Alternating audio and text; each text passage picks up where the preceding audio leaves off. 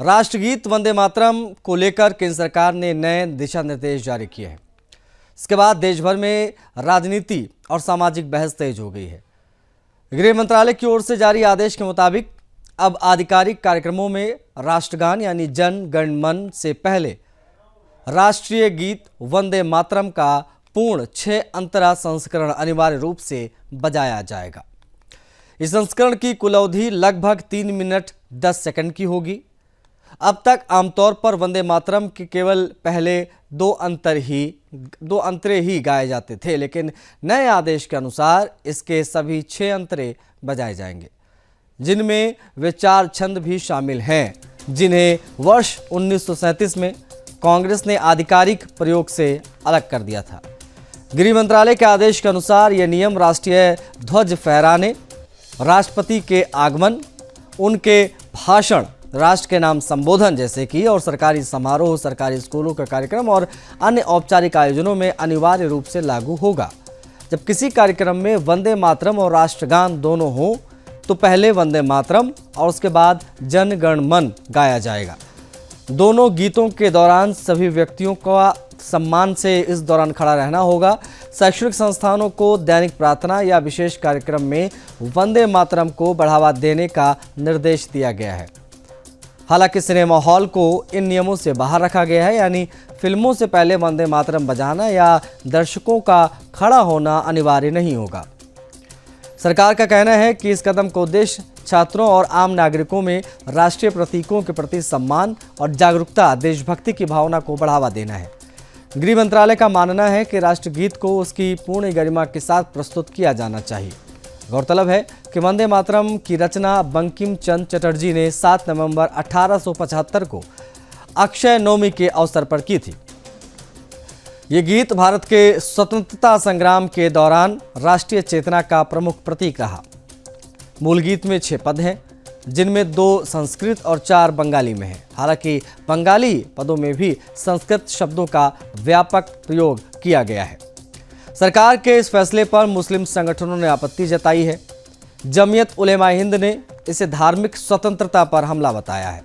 संगठन के अध्यक्ष मौलाना अरशद मदनी ने सोशल मीडिया प्लेटफॉर्म एक्स पर अपना स्टेटमेंट दिया, बयान दिया, कहा कि सरकार का ये आदेश एक तरफा, मनमाना और असंवैधानिक है।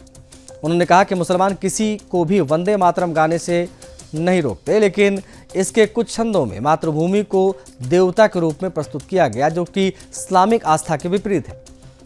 मदनी ने कहा है कि मुसलमान केवल एक अल्लाह की इबादत करता है, इसलिए उसे ऐसे गीत के सभी छंद गाने के लिए मजबूर करना संविधान के आर्टिकल 25 और सुप्रीम कोर्ट के कई फैसलों का उल्लंघन है।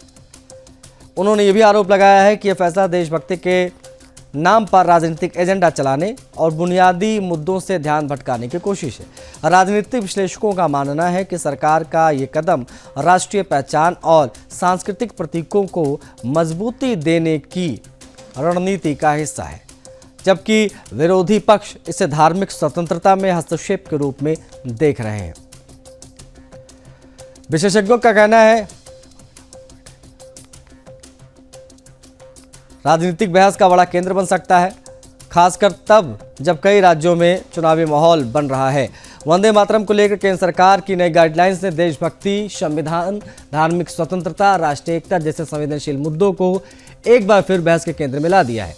जहां सरकार इसे राष्ट्रीय चेतना को मजबूत करने वाला कदम बता रही है, वहीं मुस्लिम संगठन इसे धार्मिक अधिकारों पर हमला। आने वाले दिनों में यह विषय राजनीतिक, कानूनी और सामाजिक विमर्श का भी अहम हिस्सा रहेगा। देशभक्ति दिल में होती है, दिल में। आज एक सरहद पे सिपाही अपने परिवार को छोड़ के लग के सीने पे गोली खाता है, वो देशभक्त होता है। इस देश में आम एक छोटा तो छोटा आदमी जो तिरंगे को देके सलाम करता है, वो देशभक्ति होती है। देशभक्ति दिल में होती है और मुझको पूरा यकीन है कि इस हिंदुस्तान में रहने वाला हर एक आदमी के दिल में देश बसता है और देशभक्ति दिल से होती है। बिल्कुल, पहले से भी वंदे मातरम के प्रति सबका सम्मान रहा है और वंदे मातरम तो निश्चित तौर से हमारे देश के अंदर हर स्थान पर पहले से गाया जाता रहा है, कोई नई परंपरा नहीं है। सरकार केवल मार्केटिंग कर रही है और अपनी वाहवाही लूट। मातरम जो गीत है, जिसको राष्ट्रगीत भी कहा जाता है, ये आज से नहीं 1937 से लेकर जो है विवादों में है। 1937 में मौलाना अबुल कलाम आज़ाद, हुसैन अहमद मदनी, हसरत मोहानी वगैरह जो उस वक्त के बड़े आलिम थे, उन्होंने कांग्रेस को लिख कर दिया था बाकायदा कि इसमें कुछ पंक्तियां ऐसी हैं जो हमारी आस्था के साथ टकराती हैं। तो 1937 में कांग्रेस ने एक रेजोल्यूशन पास किया और कहा कि हमने ये पंक्तियां हटा दी हैं, आज़ादी में ये पंक्तियां नहीं गाई जाएंगी जो मुसलमान की आस्था को चोट करती हैं। उस वक्त तो मामला खत्म हो गया। संविधान जब बना 1949 में, तो उसमें भी अभिव्यक्ति की आज़ादी दी गई और कहा गया कि किसी पर कोई चीज़ थोपी नहीं जाएगी। 2016 में राष्ट्रगान को लेकर एक मुकदमा सुप्रीम कोर्ट में आया, तो सुप्रीम कोर्ट ने कहा कि राष्ट्रगान के लिए अगर कोई खड़ा भी नहीं होता है उसके सम्मान में, तो भी उसको देशद्रोही नहीं कहा जा सकता। तो मेरा स्पष्ट मानना यह है, और जितने भी मुसलमान आलिम हैं, कि जिन पंक्तियों में राष्ट्रगीत के अंदर मुल्क को माँ दुर्गा, सरस्वती, जनहारणी, जन्म देने वाली, जन्म लेने वाली, ये इल्म देने वाली, ये कहा गया है, ये हमारी आस्था से टकराती हैं। तो हमारे पास ले दे के एक आस्था है। मुसलमान के पास सरकारी नौकरियां तो है नहीं, मुसलमान बहुत बड़े कारोबारी तो है नहीं, ले देकर हमारे पास आस्था है। अगर हम अपनी आस्था भी खो बैठें तो हमारे पास कुछ नहीं बचेगा। इसलिए हम प्राण तो दे सकते हैं, लेकिन अपनी आस्था के साथ समझौता नहीं कर सकते।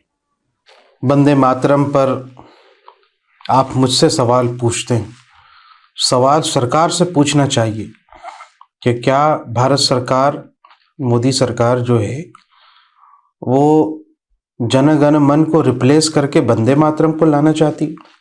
सरकार की नीयत क्या है? क्यों अनिवार्य करना है आपको? जब हमारा राष्ट्रीय गान, नेशनल एंथम जन गण मन है, ऑलरेडी लोग उसको रेस्पेक्ट करते हैं, सलाम करते हैं, तो आप वंदे मातरम की अनिवार्यता क्यों ला रहे हैं? Why it is made compulsory? एक प्रोपेगेंडा, एक टूल, एक हथियार के तौर पर, ताकि नफरत फैलाया जा सके। योग गुरु स्वामी रामदेव ने शिक्षा व्यवस्था को लेकर बड़ा बयान दिया है और बड़ा बयान देते हुए कहा है कि भारत को ना तो मदरसा बोर्ड की जरूरत है, ना ही मैकाले बोर्ड की, बल्कि देश को भारतीय शिक्षा बोर्ड चाहिए जिससे भारत का चरित्र निर्माण हो। स्वामी रामदेव ने कहा कि वर्तमान शिक्षा प्रणाली बच्चों को केवल नौकरी के योग्य बना रही है, लेकिन उनके चरित्र, संस्कार और राष्ट्रबोध का निर्माण नहीं कर पा रही है। उन्होंने कहा कि भारतीय संस्कृति, परंपरा और जीवन मूल्यों पर आधारित शिक्षा ही सशक्त, संस्कारी और राष्ट्रभक्त पीढ़ी तैयार कर सकती है। उन्होंने कहा कि मैकाले की शिक्षा नीति का उद्देश्य भारतीयों को मानसिक रूप से गुलाम बनाना था, जिसके दुष्प्रभाव आज भी समाज में दिखाई देते हैं। वहीं मदरसा शिक्षा पद्धति भी सीमित दृष्टिकोण पैदा करती है। ऐसे में देश को एक समग्र, वैज्ञानिक और भारतीय मूल्यों पर आधारित शिक्षा बोर्ड की आवश्यकता है। स्वामी रामदेव ने जोर देते हुए कहा कि भारतीय शिक्षा बोर्ड से पढ़ने वाले विद्यार्थी केवल करियर ही नहीं बल्कि जीवन के हर क्षेत्र में श्रेष्ठ नागरिक बनेंगे। उन्होंने कहा कि शिक्षा का उद्देश्य केवल रोजगार नहीं बल्कि चरित्र निर्माण, राष्ट्र सेवा और मानव कल्याण होना चाहिए। उन्होंने सरकार से अपील की कि जल्द से जल्द भारतीय शिक्षा बोर्ड को देश भर में लागू किया जाए, ताकि आने वाली पीढ़ी भारत की आत्मा, संस्कृति और गौरव को समझ सके और उस दिशा में आगे भी बढ़ सके।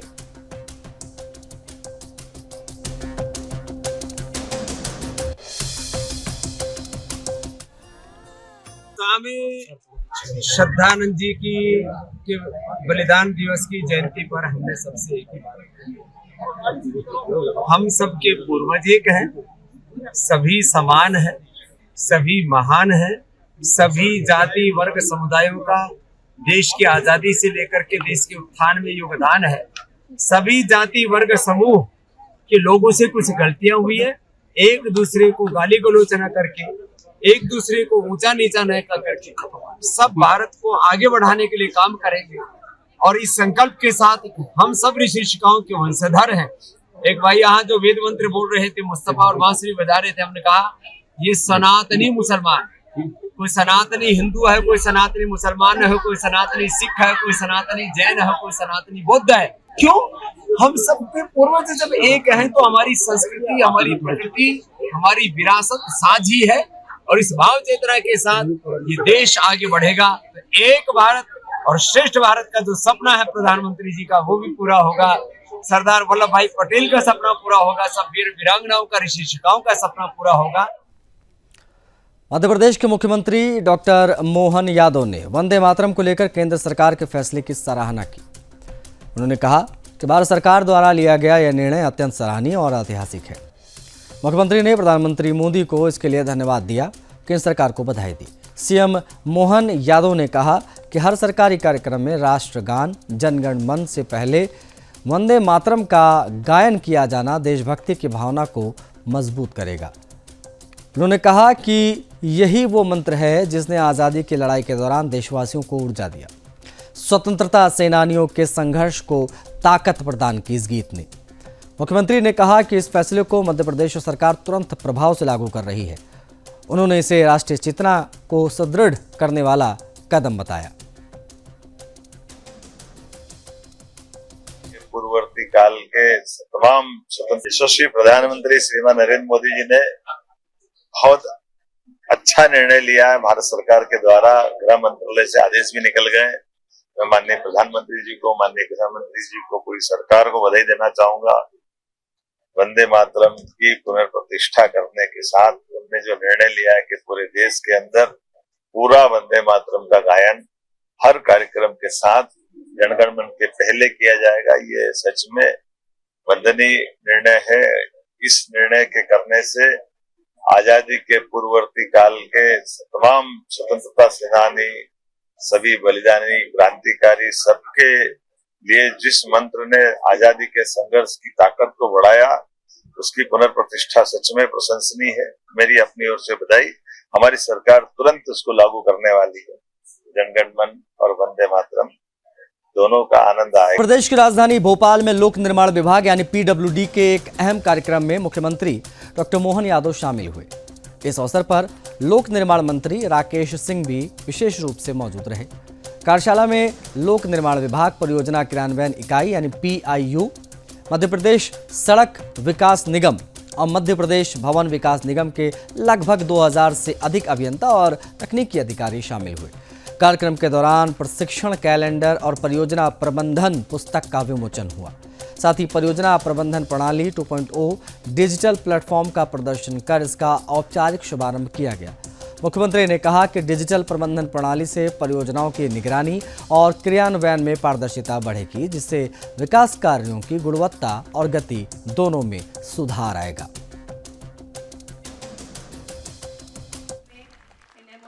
वैसे तो आपको मालूम है, उसका ध्यान बताने की जरूरत नहीं। अब बचा क्या, वायु तो है ही। बिना पृथ्वी के हम सब ठंड गर्मी बरसात भूल जाएंगे।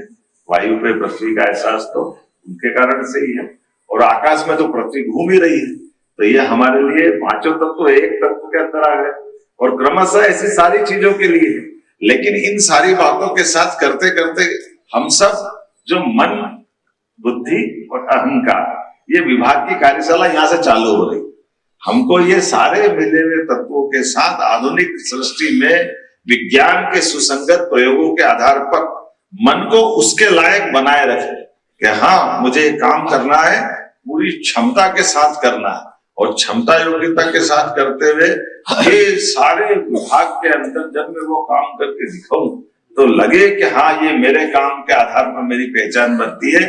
भले वो सांदीपनि विद्यालय हो, भले वो अपना इतने प्रकार के काम आपने किए आधुनिक टेक्नोलॉजी के, वो सच में आप तो भाग्यशाली। अब बात लखनऊ की करेंगे, जहां से एक बड़ी और सनसनीखेज खबर आई। पुलिस ने कुख्यात छांगुर पीर गिरोह से जुड़े 2 आरोपियों को गिरफ्तार किया है। आरोपी यह है कि ये दोनों आरोपी ब्राउन गर्ल कैफे और स्पा सेंटर की आड़ में अवैध गतिविधियां कर रहे थे। पकड़े गए आरोपियों की पहचान कमर हयात, इदरसी और कमरू जमाल के रूप में हुई है। पुलिस जांच में सामने आया है कि ये दोनों लंबे समय से छांगुर गिरोह के लिए काम कर रहे थे और उसके नेटवर्क को आगे बढ़ा रहे थे।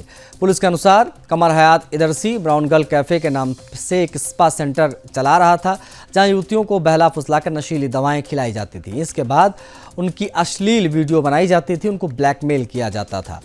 वहीं कमरू जमाल, जो खुद को राहुल बताकर कैफे चला रहा था, छांगुर की तस्वीर और नाम का इस्तेमाल कर अवैध गतिविधियों को अंजाम दे रहा था। जांच में सामने आया है कि आरोपी युवतियों को रोजगार, मॉडलिंग और अच्छी कमाई का लालच दे रहा था, अपने जाल में फंसा रहा था। इसके बाद उन्हें मानसिक, शारीरिक रूप से प्रताड़ित करना। पुलिस को आरोपियों के पास से कई आपत्तिजनक वीडियोज, मोबाइल फोन, लैपटॉप और तमाम डिजिटल उपकरण बरामद हुए हैं। फॉरेंसिक जांच के लिए इनको भेज दिया गया है। साथ ही आरोपियों पर युवतियों का जबरन धर्म परिवर्तन कराने का भी गंभीर आरोप लगा है।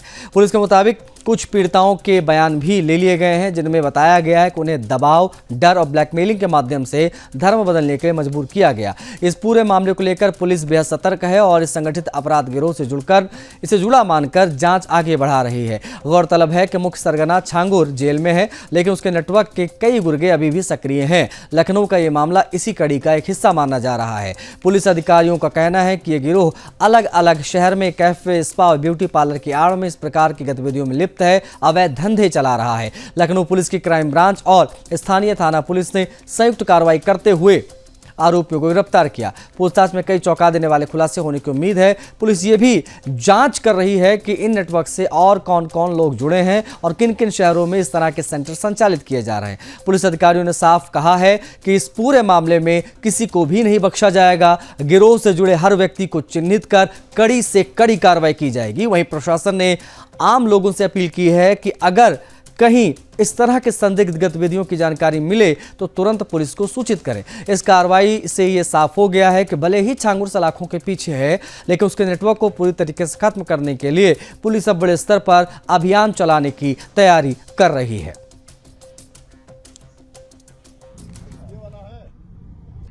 मैम, नंबर मिला था मुझे। हाँ। और जॉब के लिए इंक्वायरी कर रहे थे, थोड़ा आर्थिक स्थिति ठीक नहीं होने की वजह से। हाँ हाँ।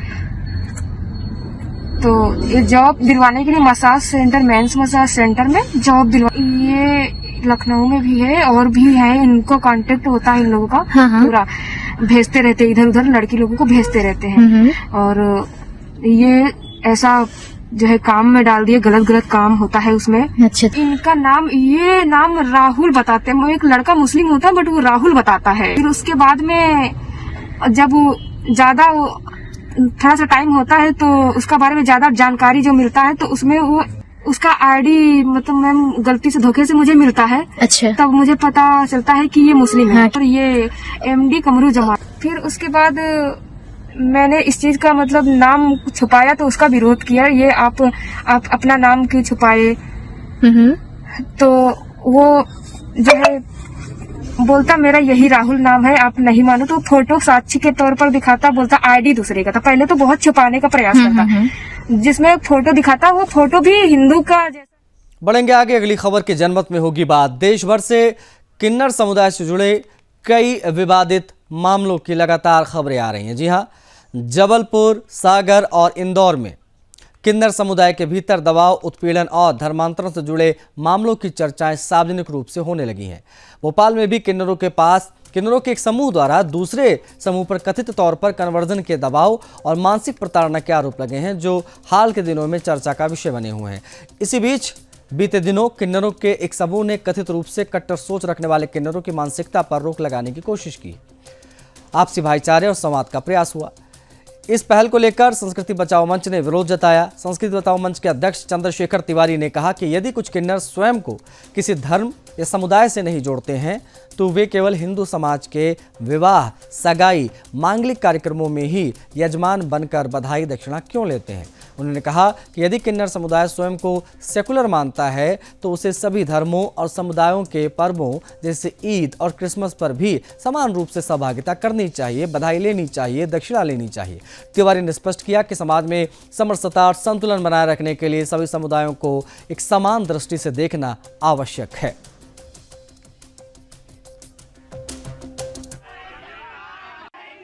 किन्नरों का एक विवाद सामने आ रहा है। बहुत सारे किन्नर ये बता रहे हैं कि नहीं, सेकुलरिज्म में हर्ज नहीं है। आपका ये कहना है कि नहीं, वो ईसाइयों से और क्रिश्चियनों से जाके बधाइयाँ ले।